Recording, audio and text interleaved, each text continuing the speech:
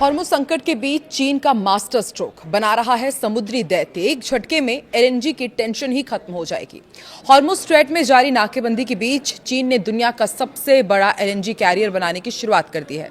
2.71 lakh cubic metre क्षमता वाला ये समुद्री दैत्य मौजूदा एलएनजी जहाजों की तुलना में 57% अधिक गैस ढो सकेगा। ऐसे समय में जो पश्चिम एशिया में तनाव के कारण एनर्जी की सप्लाई में रुकावट आई है, चीन का ये जहाज ब्रह्मास्त्र जैसा माना जा रहा है। चलिए जानते हैं कि इस जहाज की खासियत क्या है। नमस्कार, मैं हूं आकांक्षा और आप देख रहे हैं न्यूज़ 18 का डिजिटल प्लेटफॉर्म। हॉर्मुज के बंद होने के बाद दुनिया भर में तेल और गैस की किल्लत को लेकर हाहाकार मचा हुआ है। अमेरिका और इजराइल के खिलाफ ईरान की जंग ने दुनिया के कई देशों को आर्थिक मंदी के मुहाने पर ला खड़ा कर दिया है। डर ये जताया जा रहा है कि दुनिया के सबसे अहम समुद्री ट्रेड रूट में शामिल हॉर्मुज अगर जल्द नहीं खुला तो पेट्रोल, एलपीजी, एनर्जी की किल्लत और भी बढ़ जाएगी।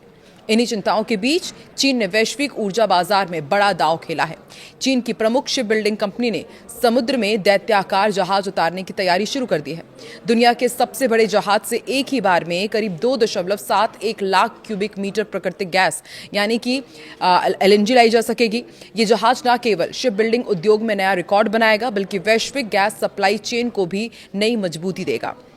आपको समझाते हैं कि प्रोजेक्ट अहम क्यों है। दरअसल हाल ही के महीने में अमेरिका, इजराइल और ईरान के बीच बड़े तनाव और हॉर्मुज में जहाजों की आवाजाही को लेकर पैदा हुई अनिश्चितता ने दुनिया को यह एहसास कराया कि तेल गैस की सप्लाई कितनी संवेदनशील है और दुनिया के समुद्री तेल व्यापार का बड़ा हिस्सा और एलएनजी की महत्वपूर्ण खेपें इसी रास्ते से गुजरती है। ऐसे में हॉर्मुज की नाकेबंदी से एशिया और यूरोप के कई देशों में गैस की कमी पैदा हो गई और यही वजह है कि एलएनजी की परिवहन क्षमता को बढ़ाने के लिए अब ऊर्जा सुरक्षा का हिस्सा माना जा रहा है। चीन का नया जहाज इसी रणनीति का हिस्सा माना जा रहा है, जो एक बार में पहले की तुलना में कहीं ज्यादा एलएनजी को ढो सकेगा। अब ये जो जहाज बना रहा है चीन, वो आखिर कितना बड़ा है वो भी आपको बताते हैं। ये नया कैरियर 344 मीटर लंबा होगा और इसकी क्षमता 2,71,000 क्यूबिक मीटर एलएनजी की होगी। तुलना करें तो आज दुनिया में सबसे ज़्यादा इस्तेमाल होने वाले पारंपरिक एलएनजी जहाज़ों की क्षमता करीब 1,70,000 से 1,80,000 क्यूबिक मीटर होती है। एक आधुनिक गैस कैरियर औसतन करीब 1,74,000 क्यूबिक मीटर एलएनजी लेकर चलता है। इस लिहाज से चीन का नया जहाज मौजूदा मानक जहाजों की तुलना में लगभग 57% ज्यादा एलएनजी ले जाएगा। इसका मतलब ये कि एक ही यात्रा में अधिक गैस पहुंचाई जा सकेगी, जिससे परिवहन लागत कम होगी और सप्लाई चेन और ज्यादा प्रभावी बनेगी। अब आपको ये भी बता दें कि इस तरह के जहाज क्राउन ज्वेल क्यों कहलाते हैं। देखिए, एलएनजी कैरियर बनाना आज भी बेहद जटिल है। प्राकृतिक गैस को -162 डिग्री सेल्सियस पर तरल रूप में सुरक्षित रखना तकनीकी रूप से बहुत चुनौतीपूर्ण माना जाता है। इसके लिए विशेष टैंक लगते हैं, उन्नत इंसुलेशन सिस्टम चाहिए रहता है, अत्याधुनिक सुरक्षा तकनीकों की जरूरत होती है और यही वजह है कि इसे शिप बिल्डिंग इंडस्ट्री का क्राउन ज्वेल यानी कि सबसे प्रतिष्ठित जहाज माना जाता है। और ग्लोबल टाइम्स की रिपोर्ट के मुताबिक भी चीन के इस नए जहाज में NO96 super plus membrane containment system लगाया जाएगा, जो गैस को सुरक्षित रखने के साथ साथ रिसाव और ऊर्जा हानि को भी कम करेगा। जहाज में डुअल फ्यूल इंजन सिस्टम होगा, जिससे ये पारंपरिक ईंधन और एलएनजी दोनों पर चल सकेगा। कंपनी का दावा है कि इससे इंजन की खपत और कार्बन उत्सर्जन दोनों कम होंगे और ये जहाज अंतर्राष्ट्रीय समुद्री संगठन के टायर 3 पर्यावरण मानकों का भी पालन करेगा। ऐसे समय में जब दुनिया हरित ऊर्जा की ओर बढ़ रही है, एलएनजी को कोयले और तेल की तुलना में अपेक्षाकृत स्वच्छ ईंधन माना जाता है और इसलिए एलएनजी परिवहन क्षमता बढ़ना एनर्जी ट्रांजिशन के लिहाज से बेहद महत्वपूर्ण है। एक समय एलएनजी जहाज निर्माण पर दक्षिण कोरिया और कुछ पश्चिमी कंपनियों का लगभग एकाधिकार था, लेकिन अब चीन तेजी से इस क्षेत्र में अपनी हिस्सेदारी बढ़ा रहा है।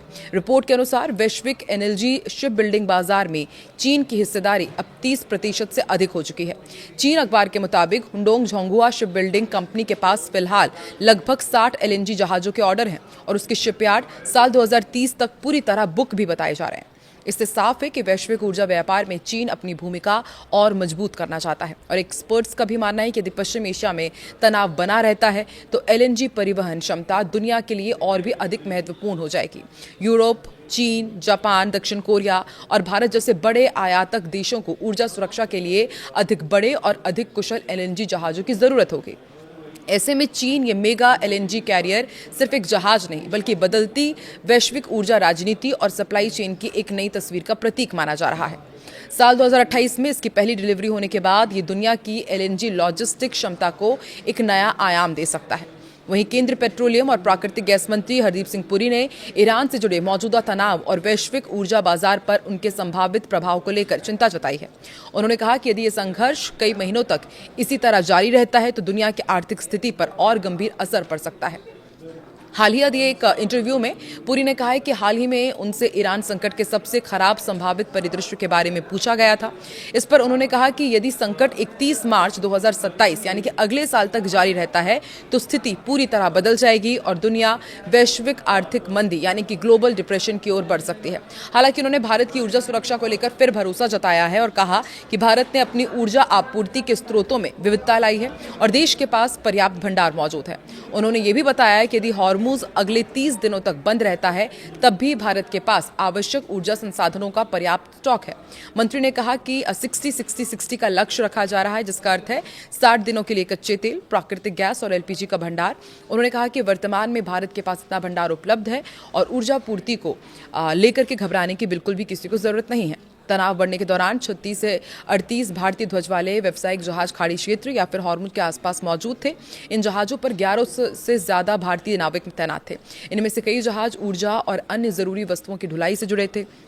सरकार और समुद्री एजेंसियों ने लगातार स्थिति की निगरानी को और सुरक्षित मार्ग सुनिश्चित करने के प्रयास तेज कर दिए हैं और आधिकारिक जानकारी के अनुसार मार्च के मध्य से अब तक 23 से 25 भारतीय जहाज प्रभावित क्षेत्र से सुरक्षित बाहर निकल चुके हैं और मई के अंत तक केवल लगभग 13 जहाज ही खाड़ी क्षेत्र के आसपास परिचालन में थे। हॉर्मुज पर निर्भरता के कारण लोगों के मन में रसोई गैस की उपलब्धता को लेकर के भी सवाल उठने लगे थे। हालांकि पेट्रोलियम मंत्रालय ने स्पष्ट किया है कि देश में एलपीजी की आपूर्ति पूरी तरह सामान्य है, गैस सिलेंडर्स की उपलब्धता पर किसी प्रकार का प्रभाव नहीं पड़ा है और वितरण व्यवस्था नियमित रूप से जारी है। सरकार का यह भी कहना है कि उपभोक्ताओं को घबराने की जरूरत नहीं है क्योंकि आपूर्ति श्रृंखला को सुरक्षित बनाए रखने के लिए आवश्यक कदम पहले से ही उठाए जा चुके हैं। संभावित जोखिमों को देखते हुए देशों की रिफाइनरीज ने उत्पादन क्षमता बढ़ाने पर जोर दिया है और जानकारी के अनुसार कई रिफाइनरीज लगभग पूरी क्षमता पर काम कर रही है और जिससे एलपीजी उत्पादन में उल्लेखनीय वृद्धि हुई है। वर्तमान में घरेलू उत्पादन करीब 50,000 मीट्रिक टन प्रतिदिन तक पहुंच गया है, जो देश की कुल मांग का 60% से अधिक हिस्सा पूरा कर रहा है।